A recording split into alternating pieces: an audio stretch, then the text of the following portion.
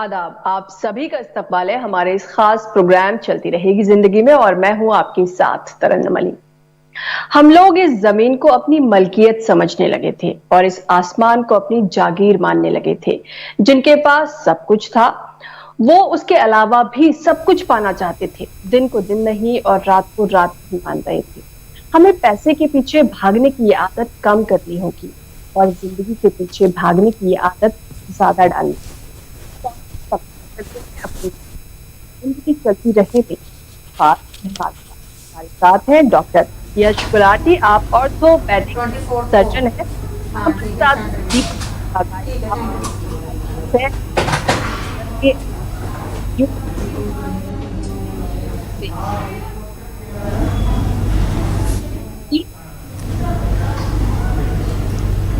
तो नाज़रीन, आज हमारे साथ दो बहुत ही खास मेहमान हैं। तरन्नुम, आपकी आवाज़ नहीं पहुंच पा रही है। आज हमारे साथ डॉक्टर यश गुलाटी हैं। आप हमारे साथ अक्सर मौजूद होते हैं इस खास पेशकश में। और हमारे साथ डॉक्टर इंदु भूषण भी है, जो आप स्ट्रेटजिक एडवाइज़र हैं आयुष्मान भारत के। आप दोनों का और तरन्नुम आपका भी बहुत बहुत इस्तकबाल है। डॉक्टर इंदु भूषण, आपसे बात शुरू करना चाहूँगा मैं। एक ऐसा पीरियड के जो ये कोरोना वबा है, पिछले 6-7 महीने से पूरी दुनिया परेशान है। अब के हालात में आप इसको किस तरीके से देख रही हैं? क्योंकि धीरे धीरे हमने देखा, कल भी एक ये अंदाज़ा लगाया गया था कि शायद इसका जो पीक पीरियड है वो सितंबर में आकर गुजर गया और जो डेली जो इसके मुतासरीन थे उनकी भी तादाद 90-95 हज़ार के पास जाकर 75,000 पर डे के आसपास आ गई है। आप अभी क्या इसकी सूरत हाल देखती हैं?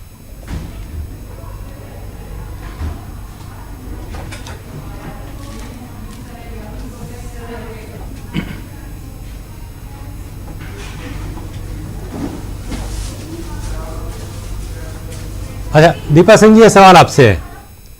अभी जो जिस तरीके से फिर से मैं थोड़ी सी बात दोहरा दूं अपनी, जिस तरीके से बताया जा रहा है कि शायद इंडिया में इसका पीक पीरियड सितंबर में आकर निकल गया और वो जो हम अभी ग्राफ भी जो देख रहे हैं उसमें हर एक दिन जो करीब 90-95 हज़ार इसके मरीज सामने आ रहे थे, वो तादाद तकरीबन 75 से 80 के बीच में आकर अभी चल रही है।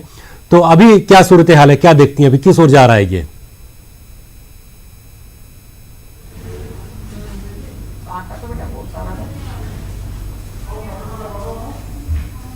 ये कुछ तकनीकी मुश्किलें आ रही हैं। डॉक्टर यश गुलाटी हमारे साथ हैं। डॉक्टर यश गुलाटी, क्या ये मानकर चलें कि एक पीक आकर गुजर गया सितंबर में और फर्दर इसका हम लोग डिक्लाइन नहीं देखेंगे? अब इसमें जो नंबर ऑफ जो पेशेंट्स जो रोज आ रहे हैं हमारे सामने, मुश्किल हो रही है क्योंकि सुनने में मुश्किल हो रही है क्योंकि पीछे म्यूजिक चल रहा है आपके यहाँ से। आप जरा उनको बताएं कि पीछे प्लीज म्यूजिक चल रहा है जी। अब ये आवाज नहीं आ रही, म्यूजिक आ रहा है जी। अच्छा, वो उसकी जांच की जा रही है। तरन्नुम, आप तक मेरी आवाज पहुंच पा रही है? डायल कर ले। तरन्नुम के साथ भी कुछ मुश्किल आ रही है। डॉक्टर यश गुलाटी, आप अभी मुझको सुन पा रहे हैं? अभी भी समस्या जा रही है आपके सामने? हाँ, मैं आपसे आ रही है आवाज। पहले म्यूजिक चल रहा था, पीछे कोई बीपिंग साउंड आ रही है। अच्छा ठीक है, अब वो देखता हूँ, शायद वो दुरुस्त हो गया हो। तो अब मैं सवाल दोहराता हूँ आपको, उसको बंद करना होगा जी। मैं सवाल दोहराता हूँ आपसे। ये कहा जा रहा है कि इसका एक पीक पीरियड था जो हर एक देश में आ रहा है इसका, वो हमारे यहाँ सितंबर में आकर गुजर गया। तो आप अभी उसको कैसे देखते हैं? क्योंकि हमने देखा है कि इससे जो पेशेंट्स हैं उसकी तादाद भी काफ़ी कम हुई है। 95,000 पर डे के लिहाज से जो अभी जा रहा था कुछ दिन पहले, वो तादाद अभी 75,000 तक आकर सिमट गई है। देखिए, ऐसा है कि जो ग्राफ है वो डेफिनेटली पिछले 1-2 हफ्ते में नीचे की तरफ आया है। तो ये बड़ी खुशामदीद है, बड़ी हम चाहते हैं ऊपर वाले से कि ऐसे ग्राफ चलता रहे। लेकिन वो एक इंग्लिश में कहते हैं कि one swallow doesn't make a summer, तो इसलिए बहुत ज़्यादा सेलिब्रेट करने की ज़रूरत नहीं है। तो हमें ध्यान रखना है, हमें अभी पहले से भी ज़्यादा ज़रूरी हो गया है कि पहले से भी ज्यादा एहतियात बरतें हैं। कि मान लीजिए कि ये ट्रेंड वाकई नीचे आ रहा है, तो अब हम ऐसा कुछ ना कर बैठे कि ये ट्रेंड फिर से ऊपर की तरफ जाना शुरू कर दे। तो हमें उम्मीद है कि ये ट्रेंड नीचे की तरफ आ रहा है और इसको हमें भी कोशिश करनी है कि अब ये कहीं वापस हमारी गलतियों से ऊपर ना मुड़ जाए। क्योंकि मैं बहुत लोगों को देख रहा हूँ कि देखिए मास्क मैंने इस समय नहीं पहनी क्योंकि मैं टीवी प्रोग्राम कर रहा हूँ, वरना मैंने बहुत लोगों को देखा है मास्क ढंग से नहीं पहनते या मास्क को ऐसे पहनते हैं, नाक से नीचे लटक रही होती है और बात वो सुनते नहीं है उसको। और इवन मेरे पेशेंट कई आते हैं वो भी आधी मास्क ऐसे लटकाते हैं, मुझे बार बार कहना पड़ता है कि प्लीज अपना नोज कवर करिए। तो ये समय ऐसा, ये वक्त ऐसा है कि अभी पहले से भी ज्यादा एहतियात बरतने की जरूरत है कि अगर ट्रेंड नीचे आ रहा है तो उसको और नीचे दबाएं हम। तो मेरा ये सोच है।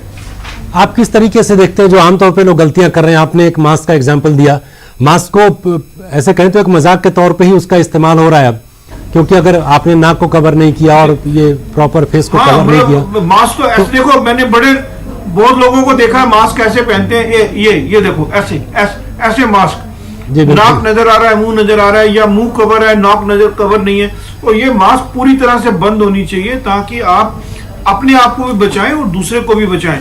और दूसरा जो सोशल डिस्टेंसिंग है उसको भी करना बहुत जरूरी है। अभी ये वक्त ऐसा है कि अगर ट्रेंड नीचे आ रहा है, कुदरत हमारी अगर मदद कर रही है तो हम अपनी बेवकूफी करके इसको वापस ना ले जाएं। मैंने अभी उस दिन भी कई जगह, मैंने जहाँ रास्ते में मैं ड्राइव कर रहा था, देखा कि कुछ जो रोड साइड कई वेंडर्स थे जो बैठे थे रिपेयर वगैरह करने वाले, एक फैमिली के 9-10 लोग इकट्ठे बैठे हुए थे बिना मास्क के, कोई सोशल डिस्टेंस नहीं था, 1-1 फुट का भी फासला नहीं था।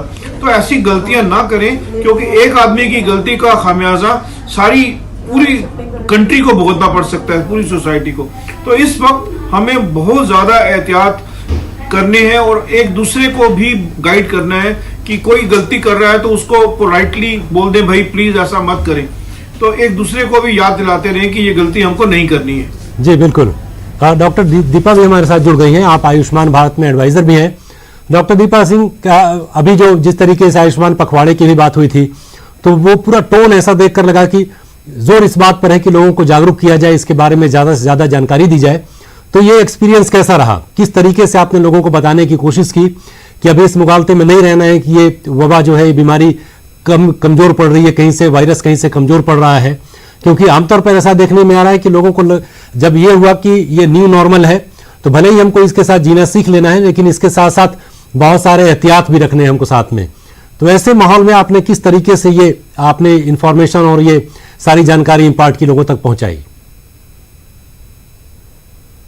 देखिए, सबसे जरूरी तो हम लोगों के लिए ये है कि ये न्यू नॉर्मल को इस तरह का नॉर्मल बनाना है जिसमें कि जो एहतियात हमको बरतने हैं उनके बारे में वो न्यू नॉर्मल का हिस्सा बने। ये नहीं कि न्यू नॉर्मल का ये मतलब हो गया कि life is back to normal, यानी कि हमारी रोजमर्रा की जिंदगी जैसे पहली थी इस भयानक महामारी पेंडेमिक के पहले वैसा ही नॉर्मल हो। इस वजह से हमारे लिए बहुत जरूरी था कि हम हर स्टेज पर, हर स्तर पर, हर मुकाम पर ये मैसेज दें, ये बताएं कि कैसे हम इस बीमारी से बचते हुए अपनी जिंदगी को आगे चला सकते हैं। और उसके लिए हमने तो शुरुआत ही इस तरह से करी कि हमारा जो एक बहुत बड़ा प्रोग्राम होता है जिसको हम आरोग्य मंथन कहते हैं, जो हमने पिछली साल 1 साल की एनिवर्सरी पे मनाया था, जब एक हमारी पहली सालगिरह थी आयुष्मान भारत की। तो दूसरी जो सालगिरह थी उसको हमने पूरी तरह से वर्चुअल रूप से मनाया, यानी कि हमने दुनिया भर के लोगों को उससे जोड़ा और तमाम लोग साझा हुए, हिंदुस्तान में भी और हिंदुस्तान के बाहर भी। लेकिन हम लोग सब अपने अपने घरों में अपने अपने आप को महफूज करते हुए वो काम कर रहे थे जो कि हम लोग आम तौर पर एक साथ इकट्ठे होकर करते। और उससे ये बहुत बड़ा एक मैसेज, एक बहुत बड़ा सबको एक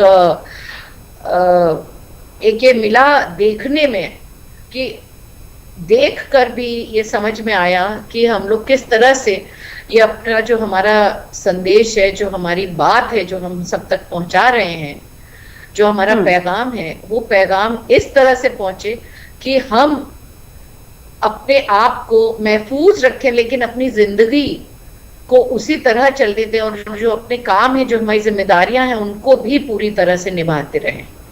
एक ये भी पिछले डॉक्टर दीपा एक इससे जो एक सवाल है, चूंकि एहतियात के तौर पे कई सारे कदम उठाए गए हैं और लोग, ज्यादातर लोग तो घरों में से काम करने की आदत डाल दी है, खासकर सॉफ्टवेयर इंडस्ट्री में हमने ये देखा है मोर देन 50% एम्प्लॉइज जो है वर्क फ्रॉम होम में, और आने वाले 1 साल तक उनकी यही प्लानिंग है।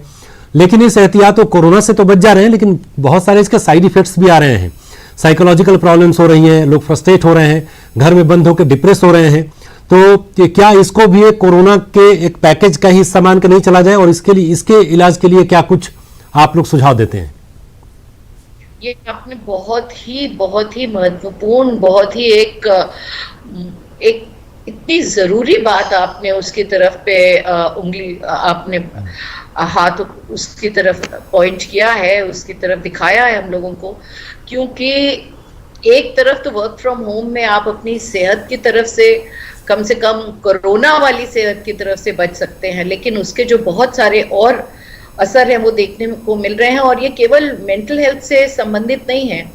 आप देखें, इसमें बहुत सारे हमारी कलीग्स हैं, खास तौर से जो खवातीन हैं, जो महिलाएं हैं, लेडीज हैं, वो अपने घरों से जब काम करती हैं तो घर के बहुत सारे काम और जिम्मेदारियां साथ में रखते हुए उनको ये करना पड़ रहा है कि अपने जो भी उनके प्रोफेशनल जिंदगी है उसको पूरी तरह से निभाएं। लेकिन बच्चे भी स्कूल नहीं जा रहे हैं, उनकी मेंटल हेल्थ का भी ख्याल रखना है। इसी तरह से जो 65 साल की उम्र से ज्यादा बड़े लोग हैं वो घर में हैं, उनके लिए केयर गिवर का काम करना पड़ रहा है। तो इस तरह से महिलाओं पे, खासतौर से लेडीज पे खासतौर से बहुत ज्यादा इसका प्रेशर पड़ रहा है, और इसको हम लोगों को समझना है। और ये जो हमारी मैसेजिंग है और जो हम इसकी तैयारी कर रहे हैं, इससे डील करने की, इसके बारे में बात करने की, उसमें इस बात को बहुत जरूरी है, बहुत अहम है कि सबको इस बात के बारे में समझाएं कि ये एक ऐसी बीमारी है कि ये एक बीमारी तक ही सीमित नहीं है। इसका जो असर है वो हमारे जिंदगी के हर पहलू में, हर आयाम में सामने आ रहा है। जी दीपा जी, आपसे और बात करेंगे। कॉलर हमारे साथ जुड़ गए हैं। हेलो जी, बताएं क्या सवाल है? हेलो जी, बताएं क्या सवाल है आपका? हाँ, मेरे डॉक्टर यश गुलाटी से प्रोग्राम में 3 सवाल हैं। एक तो ये सवाल मैं करना चाहूँगा कि जैसे अब बहुत सारे फेस्टिवल्स आने वाले हैं, दिवाली है, फिर उसके बाद दशहरा, उसके बाद दिवाली, उसके बाद क्रिसमस, तो लोग ना चाहते हुए भी घर से बाहर निकलेंगे। तो एक आम सी एडवाइस क्या होगी तमाम लोगों के लिए कि वो किन बातों का ख्याल रखें? दूसरा मेरा सवाल ये है कि लोग मजबूरी के तहत भी उनको ट्रैवल करना पड़ेगा, सपोज अपने घर पे जाना है किसी को, तो ट्रैवल करते वक्त किन बातों की एहतियात जो है जरूरी है? और तीसरा एक सवाल है, कुछ रिसर्च मैंने पढ़ी थी कि कोरोना और पॉल्यूशन का एक ताल्लुक है। तो जैसा कि सर्दियां आने वाली हैं तो डेफिनेटली जो पॉल्यूशन लेवल होगा वो बढ़ेगा। तो किस तरह से, क्या ये बात सही है, और अगर है तो सर्दियों में और क्या क्या एहतियात लेनी होगी इस कोरोना के ताल्लुक से? बहुत बहुत शुक्रिया। जी डॉक्टर यश गुलाटी, शायद मेरे से मुखातिब है तो मैं जरूर इनका जवाब देता हूँ। देखिए, ऐसा है कि ये हम जानते हैं कि जो फेस्टिवल आने वाले हैं, दिवाली, दशहरा और क्रिसमस, हमारे पास 2 चॉइस हैं। या तो हम बढ़ चढ़ के ये त्यौहार मना लें या अपनी ज़िंदगी को महफूज रखें। तो मेरे ख्याल से हर आदमी यही चाहेगा कि अपने बच्चों की, अपने बड़े बूढ़ों की ज़िंदगी को महफूज रखा जाए। तो उसके लिए हमको थोड़ा तो सेक्रीफाइस करना पड़ेगा। हमको जो ये फेस्टिवल आ रहे हैं, इनको अपने घर के अंदर बैठ के आप जितना मर्जी मनाएं, इनको अपना बाहर जो है हमको लो की ही करना पड़ेगा। हमको एक दूसरे के घरों में जाके मिठाइयाँ बांटने की जरूरत नहीं है, एक दूसरे के गले मिलने की जरूरत नहीं है, एक दूसरे से हाथ वगैरह मिलाने की जरूरत नहीं है। आप फोन करके कंग्रेचुलेट कर दो, जिसको करना है, मुबारक देनी है दीजिए। जितना कम से कम ट्रैवल करें उतना अच्छा। देखिए, ये एक इन्फेक्शन है, जितना आप अपने आप को दूसरों के सामने एक्सपोज करेंगे उतना वायरस को मौका मिलेगा। खास करके जैसे प्रोग्राम के शुरू में भी आपने अभी बोला कि जो वायरस, जो ग्राफ है नीचे की तरफ जा रहा है, तो ऐसा ना हो कि हम इस त्योहारों की इसके अंदर आके और अपने जो हमने पाया है उसको खो के बैठ जाएं। तो हमें एहतियात बरतना बहुत जरूरी है, पहले से भी ज्यादा जरूरी है। देखिए, ऊपर वाले की जो भक्ति है, जो इबादत है, वो अंदर है, अपने दिल के अंदर है। कोई जरूरी नहीं है कि बाहर जा के करनी है, आपको शो ऑफ करना है। तो अपने घर में इबादत करिए, अपने घर में पूजा करिए, अपने घर में आप मनाइए, फोन पे बात कर लीजिए, वर्चुअल कॉल कर लीजिए। तो कहने का मतलब ये है कि कम से कम घुले मिले इन दिनों में। और जहां तक ट्रैवल की बात है, जहां जरूरी बात है, देखिए वो ट्रैवल तो शुरू कर ही दिया है गवर्नमेंट ने भी, तो एहतियात उसमें बरतने हैं, मास्क पहननी है, डिस्टेंसिंग रखनी है, अपने हाथ को सैनिटाइज करना है, जहां बैठे हैं आसपास ध्यान रखना है, और जहां बिल्कुल जरूरी ट्रैवल हो वही करना है, जो जरूरी नहीं है वो नहीं करना है। अब एक जो अलग सवाल, मुख्तलिफ सवाल था, वो तीसरा वो ये था कि पोल्यूशन और इसका लिंक क्या है। देखिए पोल्यूशन और इसका डायरेक्ट लिंक क्या है यही तो मैं नहीं कह सकता, लेकिन हम जानते हैं कि जो कोरोना वायरस है वो हमारे फेफड़े के अंदर जाके फेफड़े को डिस्ट्रॉय करता है, और जो पोल्यूशन है वो भी फेफड़े को डिस्ट्रॉय करती है। और जो दोनों, अगर देखो दो दुश्मन अगर हम मिलके हमारे को मारेंगे तो हम ज्यादा मर जाएंगे ना। ये तो कोई बहुत बड़ा इसमें दानिशमंद आदमी या साइंसदान नहीं चाहिए, ये तो कॉमन सेंस की बात है। तो एक तो बात ये रही। दूसरी, जो पोल्यूशन के अंदर जो हमारा इतना पोल्यूशन जो लटक रहा है हवा के अंदर, तो उसके अंदर जो हमारे जो एरोसॉल या जो हमारे जो ये महीन वो निकलती हैं अपने नाक से या गले से, जो हमारे छींटे निकलती हैं, तो वो भी जो एटमॉस्फेयर में ज्यादा देर सस्पेंड रहेंगी, वो ज्यादा दूर ट्रेवल नहीं करेंगी, तो जो लोग उसके जद में आ जाएंगे उनको भी ज्यादा इन्फेक्शन होने का डर है। तो ये बिल्कुल बात सही है कि पोल्यूशन में खतरा ज्यादा है, सर्दियों में भी थोड़ा खतरा ज्यादा होगा। तो मैं इसीलिए बार बार अपने आप at the risk of repetition ये कह रहा हूं कि आने वाला वक्त डिसाइड करेगा कि हम जो है इस कोरोना की चपेट से बच जाएंगे या इसके मुंह में और ज्यादा चले जाएंगे। इसलिए इन सब चीजों को मद्देनजर रखते हुए हमको एहतियात बहुत ही वो दीपा अच्छी जी तरह से है, क्योंकि वो एनवायरनमेंट को लेकर बहुत सारे काम करती रहती है। और जो हमारे कॉलर थे इन्होंने भी पोल्यूशन से रिलेटेड एक सवाल पूछा। दीपा जी, हमने लॉकडाउन में देखा कि सिर्फ बुरी चीजें ही नहीं हुई हैं, कुछ बहुत अच्छी चीजें भी हुई हैं। जैसे हमने देखा कि हमारे नदियों का पानी साफ हो गया, हमारी एयर क्वालिटी जो है वो बेहतर हो गई है, वो परिंदे जो हमने सालों से नहीं देखे थे वो हमारे घर के आसपास दिखाई देने लगे। तो लॉकडाउन तो एक सोल्यूशन नहीं है, लॉकडाउन हमेशा नहीं रह सकता। हमें इसका क्या परमानेंट सोल्यूशन ढूंढना पड़ेगा ताकि हम तालमेल बैठा के चल सके एनवायरनमेंट के साथ? क्या परमानेंट सोल्यूशन इसका हो सकता है? तरन्नुम, आपका बहुत खूबसूरत सवाल है। देखिए, इस बार पूरी दुनिया ने ये देख लिया कि अगर हम अपनी जिंदगी में कुछ ऐसे काम करते हैं जो कि हम लोग, जिसमें कि अपने आबो हवा को हम इज्जत से देखते हैं, तो उससे क्या फर्क पड़ता है। यहाँ तो मजबूरी थी कि कोरोना के वक्त में हम घर से बाहर नहीं निकले, हमने बहुत सारे ऐसे काम नहीं किए जिससे कि हमारी आबो हवा खराब होती है, यानी कि गाड़ियां बहुत चलती हैं, हम चीजें रुकी या कम हुई, और उस वजह से जो हमको देखने को मिला, जैसा आपने जिक्र किया, परिंदे देखने को मिली और पत्तियों में एक चमक देखने को मिली, जो मिट्टी की परत उनके ऊपर चढ़ी हुई थी सालों से, वो उतर गई बारिश के बाद। तो ये सब चीजें ऐसी हैं कि इनसे समझ में तो आ गया, लेकिन अभी हम कितनी देर तक समझेंगे, और उसके लिए हमें क्या करना होगा कि ये इस तरह से हमारा वातावरण है, हमारी आबो हवा है, वो इस तरह बनी रहे और हम उसको महफूज रखें, उसको इसी खूबसूरती से बनाए रखें। अब नेचर ने एक हमको बहुत बड़ा इसमें एक सबक एक सिखाया है। अब ये हमारे ऊपर है कि इसको हम कैसे करते हैं। इसकी कुछ ऐसी चीजें हैं जो हम लोग बहुत आसानी से कर सकते हैं। सबसे जरूरी बात तो यह है कि अगर हम इसकी अहमियत को समझ लें, जो एक बार हमारे सामने आ गई है, और उसको अपने अंतर मन में, उसको अपनी समझ के एक ऐसी, हमें उसके साथ जो हमें उसका बर्ताव करना चाहिए, उसमें हम बदलाव ले आए। और ये बदलाव कैसे ला सकते हैं? ये बदलाव ऐसे ला सकते हैं कि हम जो अपने घरों में कचरा निकालते हैं, फर्ज कीजिए, उसको हम इस तरह से ट्रीट करें, उसको हम अलग अलग करके करें, उसको हम रिसाइकिल करने की कोशिश करें ज्यादा से ज्यादा, जिससे कि वो कचरा जाकर उन नदियों में, उन तालाबों में, दरिया में और आखिर में जाके समंदर में जाकर के वो उसको और गंदा ना करे। जिससे कि जो हमने एक सफाई देख ली थी, क्योंकि हम लोग अपने घरों में बंद थे और हमें बहुत चीजें मजबूरी के तहत करनी पड़ रही थी, अगर हम उनको मजबूरी के तहत न करके, अगर हम वो जो सबक है उनको हम अपने अंदर ले लें, और उन्हीं सबकों को ऐसे जो पाठ पढ़ाया है हमको कोरोना ने, उस पाठ को पढ़ के अपनी जिंदगी में ये बदलाव ले आए तो बहुत फर्क पड़ेगा। जी तरन्नुम, तो इसमें ये डॉक्टर दीपा जो बता रही हैं, ये तो जो बेसिक जी हमारी जो आदतें हैं, जो हमने बचपन से आदतें सीखी हैं, उसका भी एक रिफ्लेक्शन इसमें आता है कि हम बड़े होकर कैसा व्यवहार करते हैं। भूल चुके हैं धीरे-धीरे। ये बिल्कुल भूल चुके हैं हम लोग।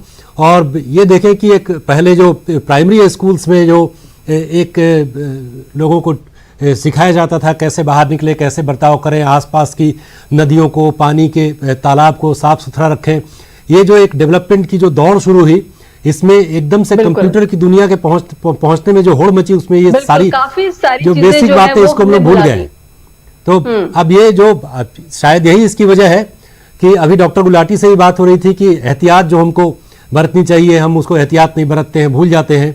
और WHO की तरफ से, डॉक्टर गुलाटी आपसे मुखातिब हूं मैं, WHO की तरफ से एक स्टेटमेंट भी कल मैं देख रहा था जिसमें एक अंदाजा लगाया गया था कि हर एक 10 में से एक आदमी को ये कहीं ना किसी तरीके से अफेक्ट कर चुका है और इन्फेक्ट हो चुका है। तो क्या ये जो इक्वेशन है, ये इंडिया के कंटेक्स्ट में भी आप देखते हैं?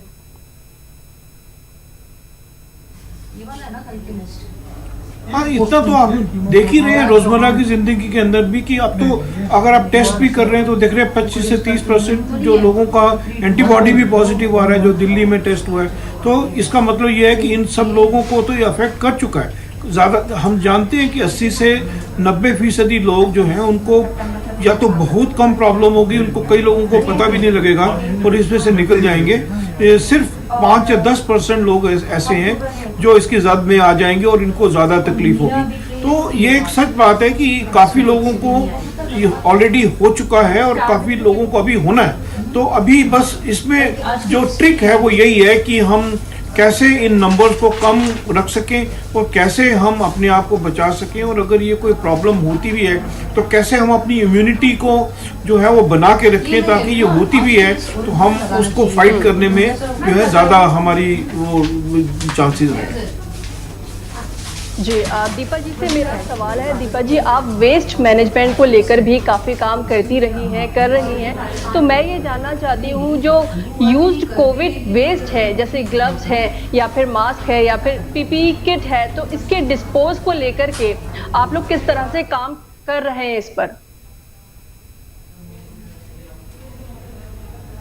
बहुत ही बड़ी एक दिक्कत हम लोग के सामने आने वाली है, क्योंकि ये आप सोचें कि हर रोज हर स्टेट में भारत में 10 ton covid related waste generate हो रहा है। तो आप अंदाज लगा सकते हैं कि ये किस हद तक बढ़ के कहाँ तक जाएगा, और अगर इसका हम लोग अभी ख्याल नहीं करते हैं तो इसके कितने लंबे वक्त तक हमको इसका खामियाजा भुगतना पड़ेगा। तो हम लोग ये कोशिश कर रहे हैं कि ज्यादा से ज्यादा लोगों तक ये बात पहुंचाएं कि ये इस तरह का वेस्ट है कि इसको मैनेज करने को, इसका प्रबंधन, इसकी जो हमें जिस तरह से इसको संभालना है वो एक बहुत खास तरीका है।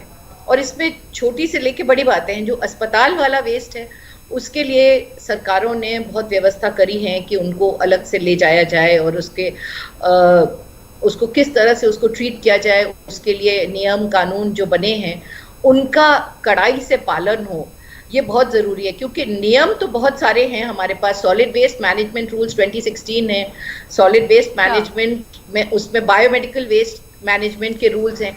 लेकिन अब सवाल तो ये उठता है कि इन सब रूल्स को कैसे हम लोगों तक पहुंचाएं और इनका पालन कैसे हो। तो इसको छोटे से स्तर पे हम रोज मास्क लगाते हैं, अब कपड़े वाला मास्क लगाते हैं तो उसको धो करके इस्तेमाल करें। जो हम मास्क अदरवाइज जो डिस्पोजेबल मास्क यूज कर रहे हैं, बहुत सारे लोगों को यूज करना पड़ता है, उसमें हम एहतियात ये बरतें कि उनको उनके किनारे काटें, जो कान में जहाँ पे अटैच कर। तरन्नुम में कॉलर हमारे साथ जुड़ गई, उनके कुछ सवाल हैं। सिराज जरीना हैदराबाद से जुड़ी हमारे साथ। सिराज जरीना जी, आप अपना सवाल पूछ सकती हैं। किससे सवाल करेंगी ये भी बता दें आप।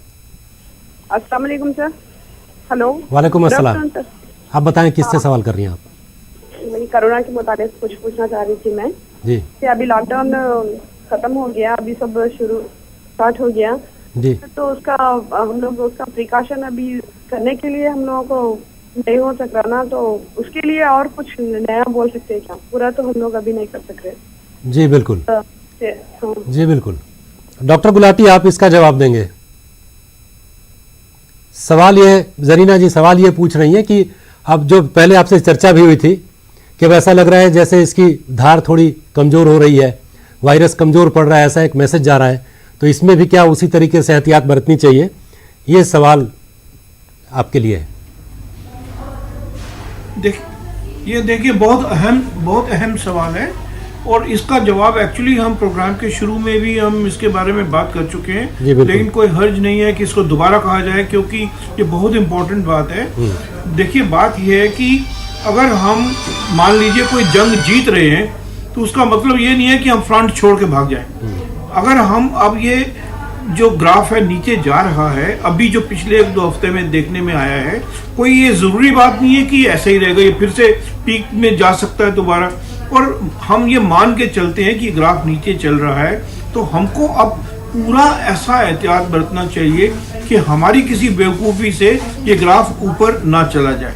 तो हम और आप क्या कर सकते हैं? देखिए कोई ऐसी दवाई नहीं है जो 100% इस वायरस को मार सके। जी बिल्कुल। तो हम और आप क्या कर सकते हैं कि हम एहतियात बरत सकते हैं। हम मास्क पहन सकते हैं, हम सोशल डिस्टेंसिंग कर सकते हैं, हम थोड़ा जो है आपस में बहुत ज़्यादा ना मिलें, जो बहुत ज़रूरी जो ट्रैवल है वही करें, जो ज़रूरी काम है वो करें। और इसके साथ साथ चलते चलते हमको बैलेंस बनाना है कि ये भी चलता रहे और हमारा जो इकोनॉमी है वो भी चलता रहे। इन दोनों के बीच में मिल के हमको एक बैलेंस बना के चलना है ताकि दोनों तरफ से पटड़ी जो है पैरेलल चलती रहे। लेकिन बार बार एक ही अगर वर्ड को दोबारा भी बोला जाए तो वह है एहतियात एहतियात एहतियात। ये अगर हम करते रहेंगे तो हमारा जो ग्राफ नीचे जा रहा है तो हम उम्मीद कर सकते हैं कि ये नीचे की तरफ जाएगा। बल्कि मैंने पहले भी कहा था, अब एहतियात पहले से भी ज्यादा बरतने की जरूरत है। असल में हमारे पास वक्त की थोड़ी सी कमी है। आप तमाम मेहमानों का हमारे साथ जुड़ने के लिए बहुत बहुत शुक्रिया। तो नाजरीन फिलहाल हमें दीजिए इजाजत, आपसे फिर मुलाकात होगी। आदाब।